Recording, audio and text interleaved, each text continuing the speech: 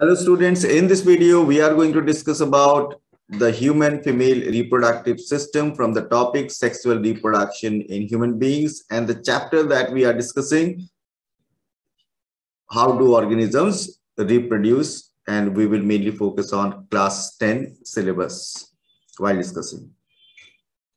So let's start the topic और हम लोग start करने जा रहे हैं discussion about the female reproductive system. मैंने कोशिश किया है कि ज्यादा से ज्यादा इमेजेस के साथ आपको एक्सप्लेनेशन दिया जाए, एज एनसीईआरटी बुक में उतना प्रॉपर एक्सप्लेनेशन नहीं है इस पर्टिकुलर टॉपिक का विथ इमेजेस, तो बच्चे हमेशा कंफ्यूज रहते हैं कि क्या वहां लिखा हुआ है और क्या एक्चुअल में होता है. So I'm trying to clear that confusion regarding female reproductive system. So word to word discussion किया जाएगा हम लोगों का अपना मटेरियल से, उसी से रिलेटेड है ये full discussion. Female reproductive system. Reproductive system that helps in reproduction, और बायोलॉजी में सिस्टम का मतलब क्या होता है? It is a collection or group of tissues that perform specific function. तो यहाँ रिप्रोडक्टिव सिस्टम में जितने भी ऑर्गन्स है, टिश्यूज है, उनका काम कौन सा प्रोसेस में हेल्प करना? The process of reproduction. A human female reaches puberty between the age of 11 to 13 years. तो प्यूबर्टी रीच करने का मतलब क्या है? मेल में हम लोगों ने डिस्कस किया था, फीमेल में ये कौन सा एज में प्यूबर्टी रीच करते हैं? 11 to 13. और प्यूबर्टी रीच करने का मतलब क्या है? Puberty is a stage when the reproductive organ start functioning. Reproductive organ start functioning का मतलब फीमेल बॉडी में एग मैच्योरेशन स्टार्ट हो गया है, and the ovary start releasing eggs. Egg matured होने के बाद ओवरी से एग रिलीज होना स्टार्ट हो जाता है. इन्हीं एग्स को हम लोग बोलते हैं female gametes. The reproductive system of female includes following organs. तो फीमेल का रिप्रोडक्टिव सिस्टम में कौन कौन सा ऑर्गन्स है आप देख सकते हो डायग्राम में भी. A pair of ovaries, देखो यहाँ पे कितना ओवेरीज है? 2 ओवेरीज, और इन्हीं ओवेरीज के अंदर एग मैच्योरेशन स्टार्ट होता है. तो फीमेल बॉडी में ओवेरीज के अंदर ऑलरेडी एग्स होते हैं बाय बर्थ, लेकिन वो एग मैच्योर्ड होना स्टार्ट होता है after reaching puberty. Then you can see uterus. ये जो मस्कुलर बैग लाइक स्ट्रक्चर है यहाँ पे, ये होलो स्पेस है. सो इसको हम लोग बोलते हैं क्या? ये मस्कुलर ऑर्गन को हम लोग क्या बोलेंगे? यूटेरस. इसी को मदर्स वोम भी बोला जाता है, और इसी के अंदर बेबी का डेवलपमेंट होता है. Then fallopian tube. आप देख सकते हो ओवेरी और यूटेरस को कनेक्ट करने के लिए ये ट्यूब लाइक स्ट्रक्चर दोनों ओवेरीज से किससे कनेक्टेड है? यूटेरस से. और इन ट्यूब लाइक स्ट्रक्चर को बोला जाता है फेलोपियन ट्यूब. ओके, इनका एक और नाम है ओविडक्ट. ऐसा ही ट्यूब मेल रिप्रोडक्टिव सिस्टम में हम लोगों ने डिस्कस किया था, दैट इज फेलोपियन ट्यूब, और उसका एक और नाम था स्पर्म डक्ट. और यहाँ fallopian tube also called oviduct. Okay, and then another organ vagina. Okay, so vagina से release होता है menstrual flow, and through this vagina there is what? Childbirth. So we are going to discuss in detail about all these parts, their functions. We will also discuss about menstruation cycle in female.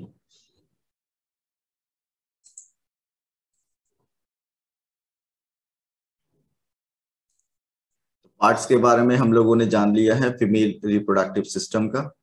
अब एक एक part को हम लोग थोड़ा detail में discussion करते हैं. उनका फंक्शन क्या है, क्या रोल है रिप्रोडक्शन में, रिप्रोडक्शन प्रोसेस में.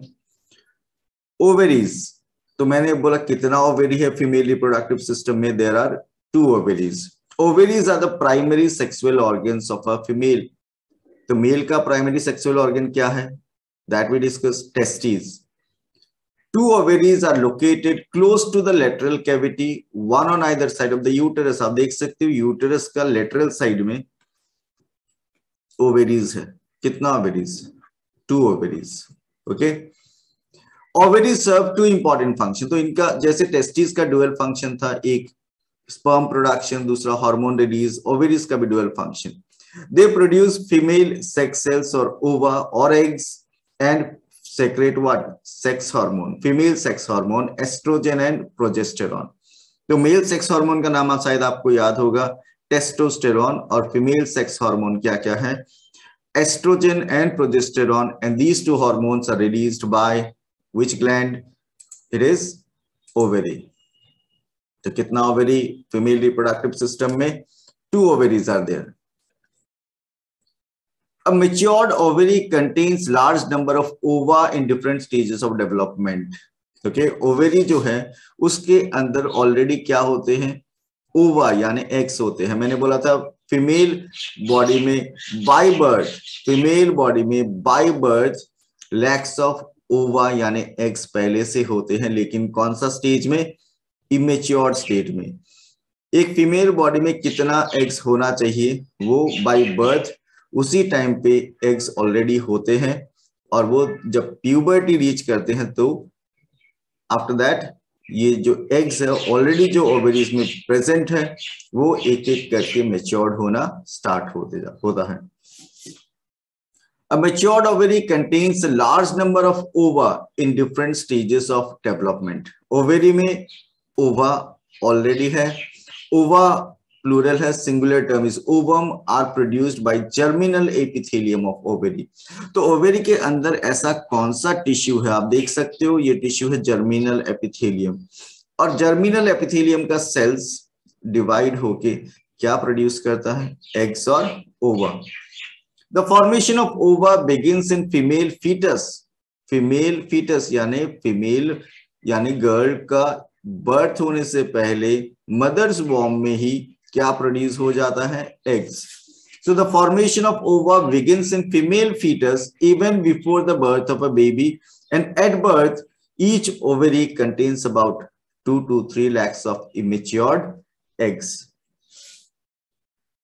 ठीक है, तो ओवरीज में ऑलरेडी एग्स है, फीमेल बेबी का बर्थ होते ही, बर्थ के टाइम पे ही ओवरीज में पहले से एग्स होते हैं। After attaining sexual maturity, that is puberty, the immature eggs of ovaries start getting matured one by one. Okay, and under the influence of hormone from pituitary gland. तो ये जो maturity होता है एग्स का, mature eggs जो है जो पहले से है वो धीरे धीरे मेच्योर्ड होना स्टार्ट होते हैं आफ्टर रीचिंग प्यूबर्टी, लेकिन उनमें हार्मोनल इन्फ्लुएंस है, specially the hormones released by pituitary gland. क्या आप जानते हो पिट्यूटरी ग्लैंड के लिए एक और कौन सा टर्म कॉमनली यूज किया जाता है, and that term is master gland. Okay, in a woman one matured ovum is released from either of the ovary at an interval of every 28 days. Lakhs of eggs पहले से ovary में है, लेकिन सभी एक साथ मैच्योर्ड नहीं होते, एक एक करके मैच्योर्ड होते हैं, और वो भी कितना इंटरवल में, कितना डेज का इंटरवल में, वो है 28 days. And the process of release of ovum from ovary is called what, ovulation. Ovary में एग्स पहले से हैं, वो मैच्योर्ड होते हैं, फिर वो जो एग्स है ओवरी से रिलीज होके यहां आ जाते हैं, किसमें, फेलोपियन ट्यूब में। ये रिलीज का प्रोसेस को क्या बोला जाता है, ओव्यूलेशन। इस रिलीज का प्रोसेस को क्या बोला जाता है, ओव्यूलेशन। हम लोगों ने बात किया अबाउट ओवरीज, अब हम लोग बात करेंगे अबाउट, डिस्कशन करेंगे about fallopian tubes, also called oviduct. These are paired tubes originating from uterus. आप देख सकते हो कि ये जो ऑर्गन है, मस्कुलर ऑर्गन, ये है यूटेरस, और यूटेरस से ओरिजिनेट होते हुए ये जो ट्यूब लाइक स्ट्रक्चर है किसके साथ कनेक्टेड है, ओवरीज के साथ। किसके साथ कनेक्टेड है, ओवरीज के साथ। और इन ट्यूब्स को दोनों साइड है, कितना ट्यूब्स है, 2, और इन ट्यूब्स को बोला जाता है fallopian tubes, one on either side. And fallopian tubes extend up to the ovary. Fallopian tube uterus से लेके कहां तक extended है, ovaries तक, of their respective side. Fallopian tube is the passage for the egg to move to the uterus. मतलब ovaries से जो egg release होता है वो एग धीरे धीरे फेलोपियन ट्यूब से पास होते हुए कहां पहुंच जाता है? Into the uterus.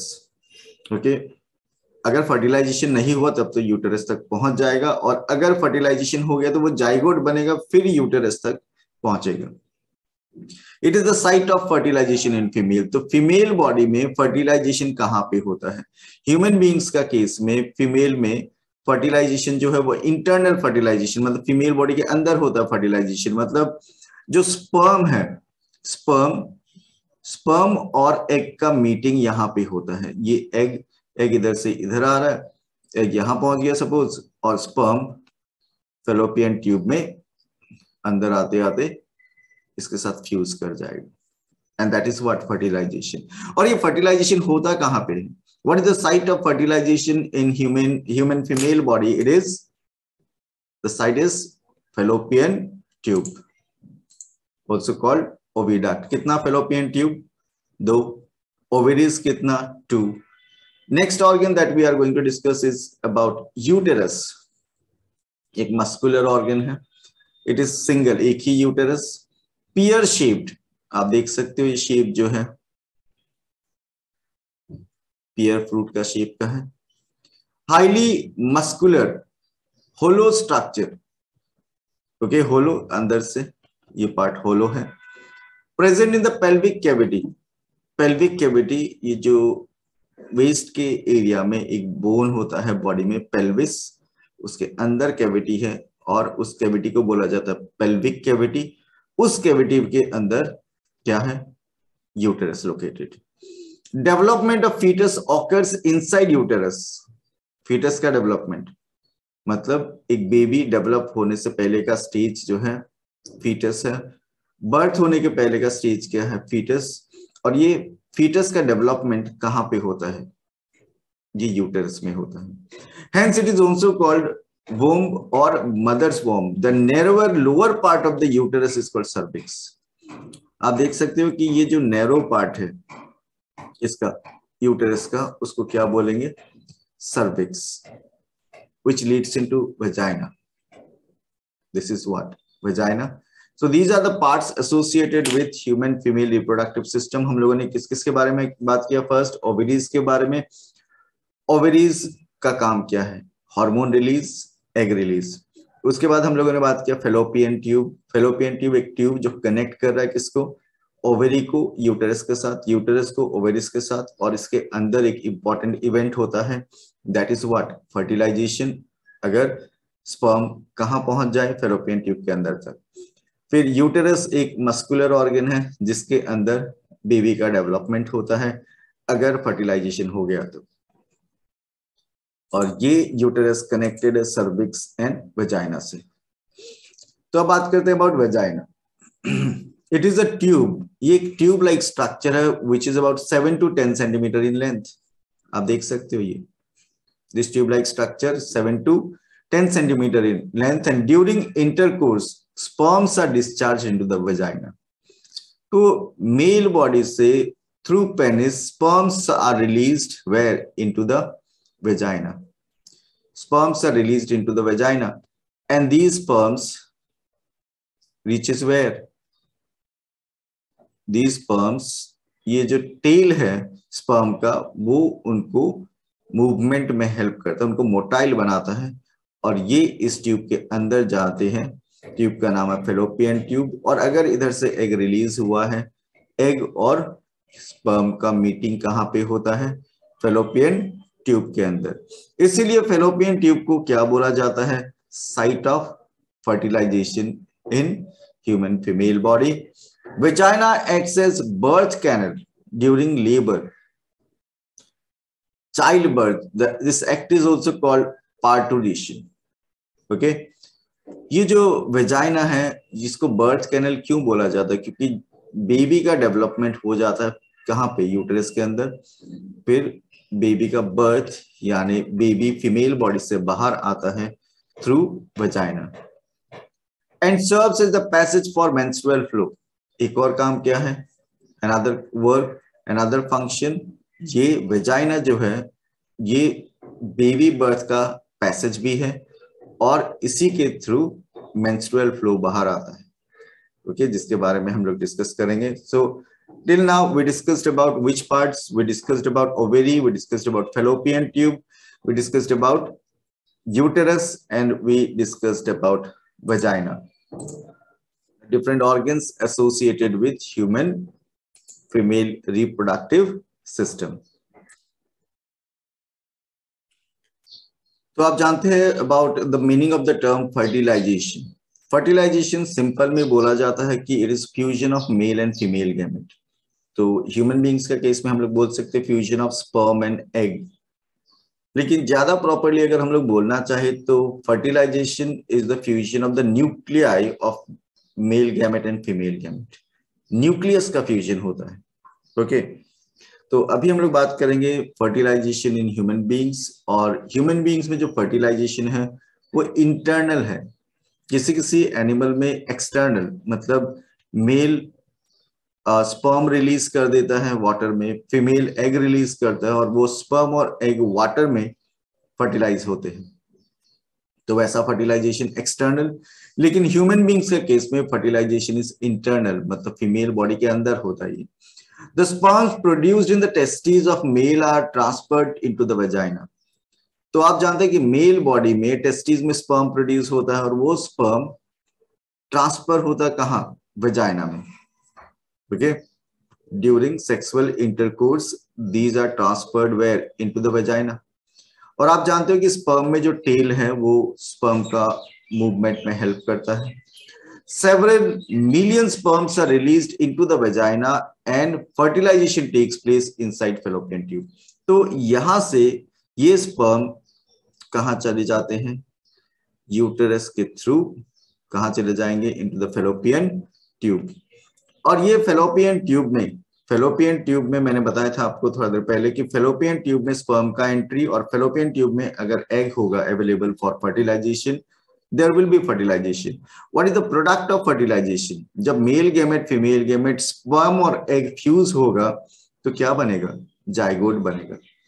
The ovum released from the ovary during ovulation is swept into the adjacent fallopian tube.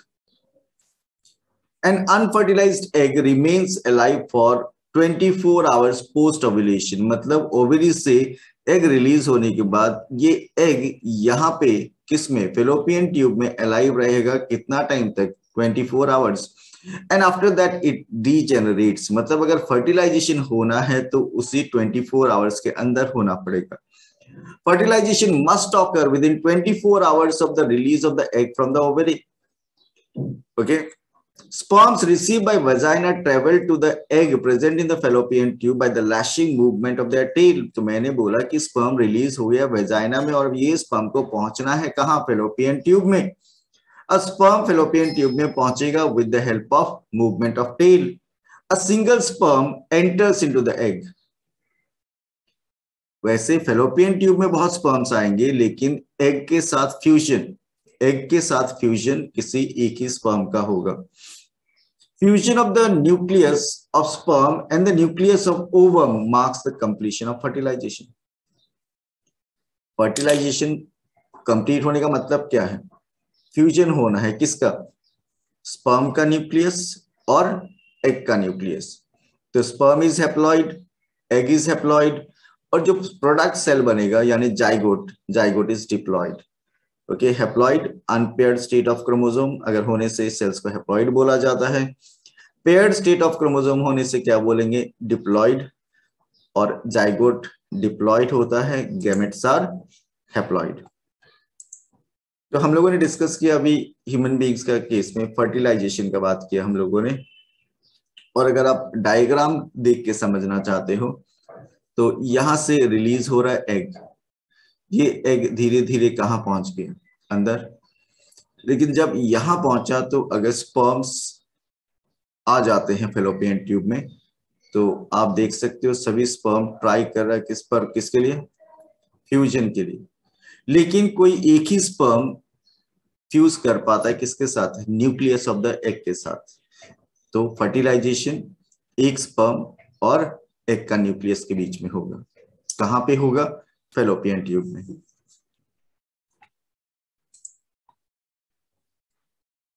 तो क्या रिजल्ट क्या है फर्टिलाइजेशन का? फर्टिलाइजेशन का मीनिंग समझ में आ गया, fusion of male and female gamete, simple में। लेकिन उसका रिजल्ट क्या है? उसका रिजल्ट है production of a cell called zygote. तो क्या हुआ? जाइगोट बन जाता। फर्टिलाइजेशन हुआ मतलब जाइगोट बन गए। अब ये जाइगोट का क्या होगा?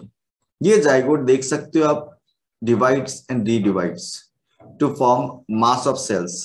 धीरे धीरे क्या बन रही है? Mass of cell. देख सकते हो आप, यहाँ डे वाइज है, इतना डिटेल आपको नहीं चाहिए क्लास 10 लेवल में, लेकिन आप देख सकते हो कि जाइगोट डिवाइड, रिपीटेड डिवीजन होके जाइगोट क्या हो गया? जाइगोट कन्वर्ट हो गया, इम्प्लांटेशन के लिए रेडी हो गया। इम्प्लांटेशन मतलब ये जाइगोट जो मल्टीसेलुलर स्ट्रक्चर में कन्वर्ट हो गया, ये जाइगोट बाद में यूटरस का जो इनर वॉल है, जिसको बोला जाता है एंडोमेट्रियम, ये यूटरस का इनर वॉल, इसके साथ एक तरह का कनेक्शन बनाएगा इस टिश्यू से।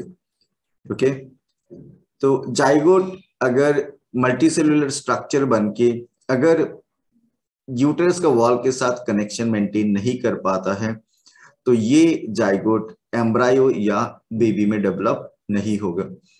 तो ये यूटराइन वॉल के साथ कनेक्शन मेंटेन करने को हम लोग बोलते हैं इम्प्लांटेशन। क्या बोलते हैं? Implantation. So the zygote then undergoes repeated mitotic division. Okay, तो रिपीटेड माइटोटिक डिवीजन होने से अलग अलग स्टेज है, डिटेल में आपको मिलेगा हायर क्लासेस में। To increase the number of cells in zygote, and fertilization occurs in the fallopian tubes, but after 4-5 days the embryo descends into the uterus. तो 4-5 दिन के बाद एम्ब्रायो कहां पहुंच गया? यूटेरस तक पहुंच गया। To be implanted into the inner wall of the uterus, तो ये मल्टीसेलुलर स्ट्रक्चर बनके यहाँ इम्प्लांट होगा। इम्प्लांट होना मतलब समझ में आ गया आपको? इम्प्लांटेशन का मतलब समझना है यहाँ पे, जो जाइगोट से मल्टीसेलुलर स्ट्रक्चर बनेगा, वो मल्टीसेलुलर स्ट्रक्चर यूटेरस का जो इनर वॉल है उसके साथ ज्वाइन हो जाएगा, फिक्स हो जाएगा। By 8-9 days of the fertilization, specialized tissue of fetus and uterine wall, fetus का एक specialized tissue और uterus का wall of the mother form a structure called placenta. तो यहाँ पे एक स्पेशलाइज्ड टिश्यू बनेगा जिसके बारे में हम लोग नेक्स्ट स्लाइड में डिस्कस करेंगे। वो टिश्यू का नाम है प्लेसेंटा। तो आपने देखा कि जाइगोट मल्टीसेलुलर स्ट्रक्चर बन चुका है, वो मल्टीसेलुलर स्ट्रक्चर यूटेरस का वॉल के साथ कनेक्शन मेंटेन करेगा और यहाँ पे एक स्पेशलाइज्ड टिश्यू बनेगा। उस टिश्यू का नाम क्या है? प्लेसेंटा। और यही placenta growing foetus, growing embryo, growing baby, जो इनसाइड यूटेरस जो बेबी का डेवलपमेंट होगा, उस बेबी और मदर बॉडी के बीच में कनेक्शन मेंटेन करेगा। जब तक बेबी यूटेरस में है, जब तक बेबी का यूटेरस में डेवलपमेंट हो रहा है, तब तक न्यूट्रिशन प्रोवाइड होगा मदर बॉडी से। तब तक बॉडी में जो बेबी का बॉडी में जो एक्सक्रीटोरी प्रोडक्ट बनेगा वो सब रिलीज होगा मदर का बॉडी से। तो एक तरह का कनेक्शन बनेगा यहाँ पे, और ये सब कुछ होगा थ्रू ब्लड। मदर बॉडी का ब्लड बेबी के लिए ऑक्सीजन लेके आएगा, मदर बॉडी का ब्लड यहाँ से कार्बन डाइऑक्साइड को ले जाएगा, मदर बॉडी का ब्लड उस बेबी तक न्यूट्रिशन पहुंचाएगा। ओके, सो ये कनेक्शन जरूरी है, नहीं तो क्या नहीं होगा? इम्प्लांटेशन होने के बाद भी बेबी का डेवलपमेंट नहीं भी हो सकता है, अगर इम्प्लांटेशन होने के बाद भी ट्रांसफर नहीं हुआ मटेरियल। वैसे तो इम्प्लांटेशन होने के बाद there will be transfer because this placenta is highly vascularized. ये जो प्लेसेंटा टिश्यू का मैं बात बोल रहा हूँ, वो उसमें बहुत ब्लड वेसल्स होते हैं, they are richly supplied with blood. तो अच्छा से बेबी और मदर बॉडी के बीच में एक कनेक्शन बनाने में कौन सा टिश्यू हेल्प कर रहा है? That tissue is what? Placenta. तो मैं उम्मीद कर रहा हूं आप लोगों को चीजें समझ में आ रही होगी, और अगर कोई कंफ्यूजन है तो आप चैट बॉक्स में मुझे बता सकते हो। तो उसका आपको कोई डाउट है तो वैसा छोटा वीडियो बना के उन डाउट्स को क्लियर कर दिया जाएगा। सो मैंने बात किया था प्लेसेंटा के बारे में। तो ये जो फीटस है, ये रहा प्लेसेंटा। जो inner wall of the uterus है उसमें ये हाईली वस्कुलराइज्ड टिश्यू होता है जिसका नाम प्लेसेंटा है। So placenta is the physiological connection between an embryo and uterine wall of the mother through which nutrients and other useful substances enter into the fetus. तो इस fetus को nutrition कहाँ से मिलेगा? मदर बॉडी से. तो कौन सा टिश्यू के थ्रू मिलेगा? प्लेसेंटा से. And the waste products like urea, carbon dioxide are expelled into the mother's blood from fetus. तो ये प्लेसेंटा एक साइड से तो न्यूट्रिशन फीटस को प्रोवाइड कर रहा है मदर बॉडी से, और एक और काम क्या होगा कि जो फीटस में मेटाबॉलिक वेस्ट प्रोडक्ट जनरेट होगा वो बाहर भी तो निकालना है, तो वो भी इस प्लेसेंटा के थ्रू मदर बॉडी का जो ब्लड है उसमें पहुंच जाएगा. और फिर मदर बॉडी में तो एक्सक्रीटोरी सिस्टम है, that system will help in excretion of these metabolic waste product. तो ये जब प्लेसेंटा और फीटस के बीच में एक तरह का ट्यूब लाइक स्ट्रक्चर होता है, और ये ट्यूब इस ग्रोइंग फीटस, ग्रोइंग बेबी का जो नेवल पार्ट है, नाभि जो है, उस नेवल पार्ट के साथ कनेक्टेड होता है. So this umbilical cord arising from embryo's abdomen serves as a link between embryo and the placenta. तो ये जो एम्ब्रायो, फीटस और प्लेसेंटा के बीच में जो कनेक्शन बनाने वाला ट्यूब है, ये जो ट्यूब लाइक स्ट्रक्चर आप देख सकते हो, इसी के through food, nutrition, oxygen, carbon dioxide, metabolic waste, ये सब का ट्रांसफर होता है. So it can be represented as embryo to umbilical cord to placenta, and placenta to uterine wall of the mother. या फिर हम लोग ऐसा भी बोल सकते हैं uterine wall of the mother to placenta to umbilical cord to growing embryo. In this way, there is transfer of material between the fetus, growing baby, and the mother body with the help of which tissue? Placenta, along with a tube-like structure, and that tube-like structure is called what? Umbilical cord.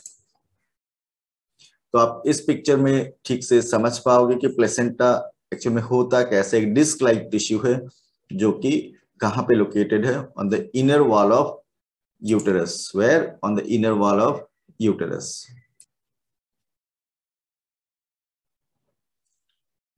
Now an important term related to the human female reproductive system, and this one is gestation period. It is the time taken from fertilization till birth of a child. तो आपने देखा कि fertilisation हो जाता है fallopian tube में, उसके बाद जाइगोट मल्टीसेलुलर स्ट्रक्चर बनेगा, फिर प्लेसेंटा के साथ वो कनेक्शन बनेगा जिसको हम लोग इम्प्लांटेशन बोलते हैं. और वो इम्प्लांटेशन होने से लेकर, मतलब जाइगोट बनने से लेकर पूरा बेबी का डेवलप होने तक का जो पीरियड है, उसी को हम लोग बोलते हैं gestation period. In human female gestation period का जो ड्यूरेशन है, दैट इज रफली अबाउट 9 months, और we can say 270 to 280 days, and रफली अबाउट 40 weeks. तो ये पिक्चर यहाँ देख सकते हो कि 1 month से लेके 9 months तक there is what? Development of baby inside uterus. Another important term that is related to this topic, it is parturition. Now, what is parturition? The act of delivering a baby is called parturition. The act of delivering what? Baby. Baby का full development होने के बाद baby का delivery होने का मतलब आप देख सकते हो कि baby through vagina, the baby is expelled out through the body, और इस expel होने का जो act है, जो process है, उसी को क्या बोलेंगे हम लोग? Parturition. And during parturition, the wall of the uterus contracts and relaxes vigorously under the influence of hormone known as oxytocin. Okay? तो ये जो पूरा प्रोसेस होता है, बेबी का डिलीवरी होता है, ये कौन सा हार्मोन का इन्फ्लुएंस से होता है? Oxytocin, in such a way that the baby is expelled out. And the pain arising due to uterine contraction and relaxation is called labor pain. तो बेबी डिलीवर करते वक्त जो पेन होता है, उसी पेन को बोला जाता है लेबर पेन. और ये कौन सा हार्मोन से इन्फ्लुएंस्ड होता है? The hormone is oxytocin. तो हम लोगों ने डिस्कस कर लिया है अब तक about the different parts associated with female reproductive system and some important terms. हम लोगों ने फर्टिलाइजेशन का बात किया, हम लोगों ने इम्प्लांटेशन का बात किया. अब हम लोग डिस्कशन करेंगे what happens when the egg is not fertilised in female. Egg ovary से रिलीज तो हो गया, ओवेरी से रिलीज होकर फेलोपियन ट्यूब तक पहुंच गए, लेकिन अगर वेजाइना में स्पर्म ही रिलीज नहीं हुआ तो क्या उस एग का फर्टिलाइजेशन होगा क्या? बिना स्पर्म के कैसे फर्टिलाइजेशन? No fertilisation. अगर एग का फर्टिलाइजेशन नहीं हुआ तो क्या होगा? ओके, तो उसका डिस्कशन कर रहे हैं हम लोग. और फर्टिलाइजेशन होने से क्या होता है उसके बारे में हम लोग जानते हैं कि अगर फर्टिलाइजेशन हो गया तो जाइगोट बन जाएगा, जाइगोट से एम्ब्रायो बन जाएगा, इम्प्लांटेशन होगा, फीटस बन जाएगा, बेबी बन जाएगा एंड पार्टुरेशन होगा, बेबी डिलीवर होगा. So what happens when the egg is not fertilised? हम लोग बात करेंगे sexual cycle. In human female sexual cycle begins when a girl attains puberty. A girl attains puberty मतलब now from the ovaries eggs are getting matured. Sexual cycle, which is commonly known as menstrual cycle, is a cycle of about 28 days. At an interval of every 28 days, a single egg is released from either of the two ovaries. मतलब human female में 28 days का interval में दोनों ovary में से एक egg matured होके कहाँ रिलीज हो जाएगा? एग रिलीज होगा कहाँ? फेलोपियन ट्यूब में. The inner wall of the uterus, that is endometrium, is highly vascularized, okay, or we can say vascular, and becomes ready to receive the fetus. तो जब यहां से ओवरी से एग रिलीज हो रहा होता है उसी वक्त ये जो वॉल है यूटेरस का अंदर का वॉल ये थिक होने लग जाता है, हाईली वास्कुलराइज्ड होने लग जाता है. ये यूटेरस को प्रिपेयर करने लग जाता है. किस बात के लिए प्रिपरेशन? कि अगर फर्टिलाइजेशन होगा तो जो एम्ब्रायो बनेगा उसका इम्प्लांटेशन और बेबी डेवलपमेंट के लिए यूटेरस को रेडी होने लग जाता है. अभी तक फर्टिलाइजेशन हुआ नहीं लेकिन यूटेरस का वॉल रेडी होने लग जाता है for what? For fertilisation, embryo development, implantation and development of the baby. If a zygote is not formed, अगर जाइगोट फॉर्म नहीं हुआ लेकिन वॉल तो रेडी हो चुका है, इनर वॉल रेडी हो चुका है, एक तरह का बेड बन चुका है, कहां पे? यूटेरस के अंदर, लेकिन अगर फर्टिलाइजेशन ही नहीं होगा. If zygote is not form the endometrium breaks, ये जो अंदर का वॉल जो बना था जो हाईली वास्कुलराइज था, ब्लड वेसल्स था, ये वॉल ब्रेक हो जाएगा. Okay, and which causes bleeding through vagina. ये ब्रेक होके कहां से बाहर आएगा? ये वॉल ब्रेक होके वजाइना से बाहर आएगा. ये वॉल जब ब्रेक होगा तो साथ में ब्लीडिंग भी होगा. And this mechanism is called what? Menstruation. यानी ये बात समझ लो आप, फीमेल में अगर फर्टिलाइजेशन नहीं होगा तभी मेंस्ट्रुएशन होगा, और अगर फर्टिलाइजेशन हो गया तो उस बेड का जरूरत है, उस वॉल का रिक्वायरमेंट है. तो once fertilisation occurs menstruation stops, जब तक बेबी डिलीवर नहीं हो जाता. If fertilization occurs and a zygote is formed, then the embryo gets implanted. तो जाइगोट बनने से एम्ब्रायो बनेगा, इम्प्लांटेशन होगा into the uterus, and till the birth of the child neither any further egg is released. तो एक बार अगर fertilisation हो गया तो और एग भी रिलीज नहीं होगा और मेंस्ट्रुएशन भी नहीं होगा, नॉर मेंस्ट्रुएशन टेक्स प्लेस. तो यहाँ पे आप लोगों ने क्या समझा कि मेंस्ट्रुएशन का मतलब क्या है, ये क्या कैसे होता है? फीमेल बॉडी में जब ओवरी से एग रिलीज होता है उसी वक्त यूटेरस का जो इनर वॉल है वो प्रिपेयर करने लग जाता है जो एम्ब्रायो रिसीव करने के लिए, इम्प्लांटेशन के लिए, बेबी का डेवलपमेंट के लिए. तो उसका जो इनर वॉल है वो बहुत ज्यादा वास्कुलराइज, सॉफ्ट हो जाता है, ब्लड वेसल्स का फॉर्मेशन की वजह से थिक भी हो जाता है. और अगर जाइगोट बना ही नहीं तो इस वॉल का भी जरूरत नहीं, ये वॉल डीजेनरेट हो जाता है. और ये degenerated wall along with blood comes out through vagina, और इसी को क्या बोला जाता है? Menstruation.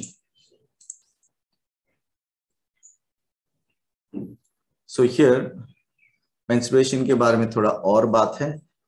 Menstruation usually occurs 14 days after ovulation. 14 days after ovulation. ठीक है. Ovulation का 14 days के बाद क्या स्टार्ट होता है? Menstruation. After menstruation is over, the broken part of the inner lining of uterus, that is endometrium, gets repaired. तो एक बार menstruation खत्म हो गया तो फिर क्या होगा? जैसे आप देख सकते हैं यहाँ फर्स्ट डे से लेके 6th डे यहाँ पे साइकिल में दिखाया जा रहा है क्या? मेंस्ट्रुएशन. मेंस्ट्रुएशन होना मतलब ये जो इनर वॉल है वो रिलीज होना along with blood through vagina. लेकिन जैसे ही मेंस्ट्रुएशन खत्म होता है वापस ये वॉल रेडी होना स्टार्ट हो जाता है, रिपेयर होना स्टार्ट हो जाता है.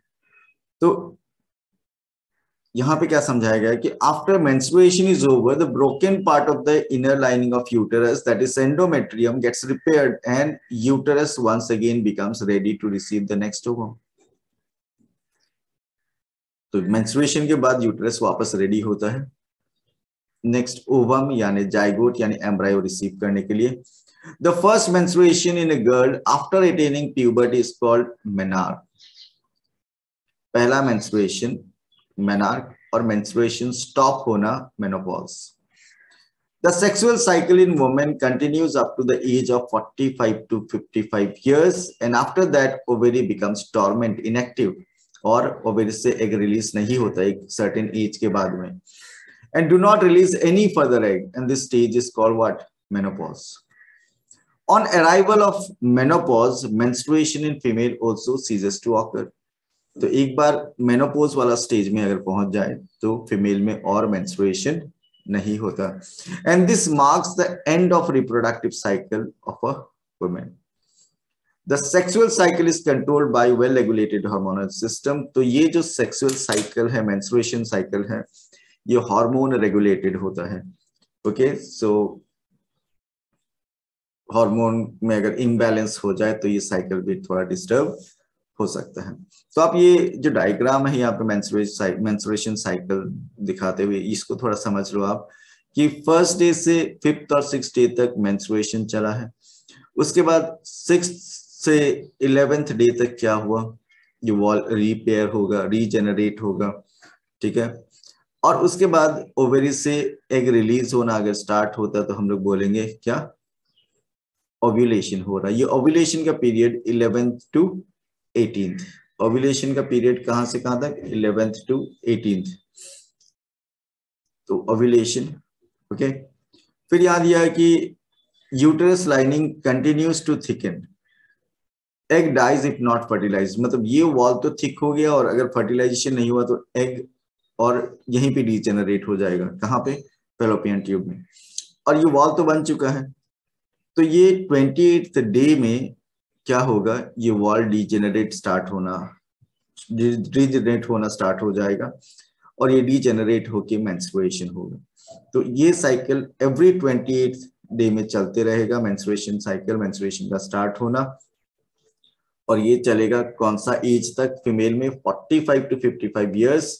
उसके बाद एग भी रिलीज नहीं होगा और मेंस्ट्रुएशन भी रिलीज नहीं होगा. स्टॉपेज ऑफ मेंस्ट्रुएशन उसको क्या बोलते हैं हम लोग? दिस स्टेज को क्या बोलते हैं? मेनोपॉज. सो आई होप ये वीडियो देख के आपको ह्यूमन फीमेल रिप्रोडक्टिव सिस्टम के बारे में नॉलेज हो गया होगा जो क्लास 10 का सिलेबस के अकॉर्डिंग. और ऑलरेडी मैंने ह्यूमन मेल रिप्रोडक्टिव सिस्टम के बारे में वीडियो अपलोड किया हुआ है और आप चाहो तो उस वीडियो को भी देख सकते हो from the link given in the description. Thank you for watching.